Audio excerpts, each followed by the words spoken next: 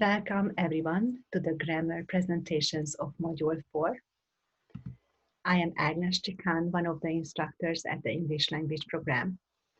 And in these two presentations, you are going to learn about how to reduce adjective and adverb clauses. When we reduce an adjective or adverb clause, we will have a reduced clause or a new adjective or adverbial phrase. This new phrase is a little shorter, but conveys the same meaning. It is more concise. So when we use this kind of phrases, our writing is a little shorter. In a reduced adjective or adverb clause, there is no subject and there is no verb. Instead, we use a present participle if the original clause has an active meaning, or we use a past participle if the original clause has a passive meaning. First, let's talk about how to reduce adjective clauses. There are two basic rules we have to keep in mind.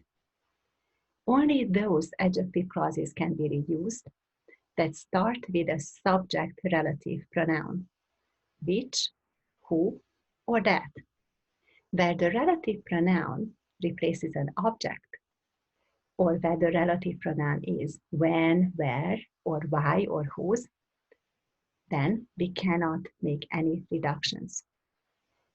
It is also very important that the new reduced adjective clause has to be very close to the noun it refers back to. And it usually means that this new reduced clause is right after the noun, but there is usually no comma between the two. So let's see a few examples.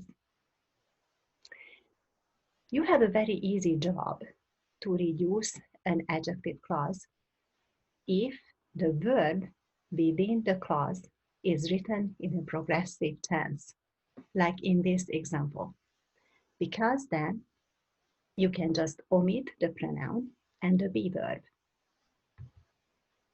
And here we go. Facing the implementation of flagship projects is your new reduced adjective clause. You have a little more complicated job if the main verb within the clause is active, but it is in a simple form, because in this case, you have to create a present participle, like in this sentence. Again, here you have to omit the pronoun, and you have to add the ing to the present form of the verb of the adjective clause. So here we go. Your new sentence is, tariffs allowing better trade opportunities boost the economy. In these sentences, it is very important that you still have to identify the main verb of the whole sentence. Finally, let's see an example where the adjective clause contains a passive structure.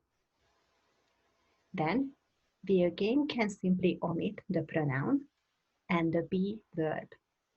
So in this case, we can omit that and will be. And we have our new sentence. Countries connected to the high-speed train network will enjoy faster transportation and better trade opportunities. Please note that sometimes it is tricky to understand these sentences. Why? Because without knowing about reduced clauses, the reader might think that connected is the main verb of the sentence, because it looks like something in simple past. But if we keep reading further, we can see that the main verb of the whole sentence, the main verb of the independent clause is will enjoy. In the second part of the presentation, we will study how to reduce adverb clauses. Thank you very much.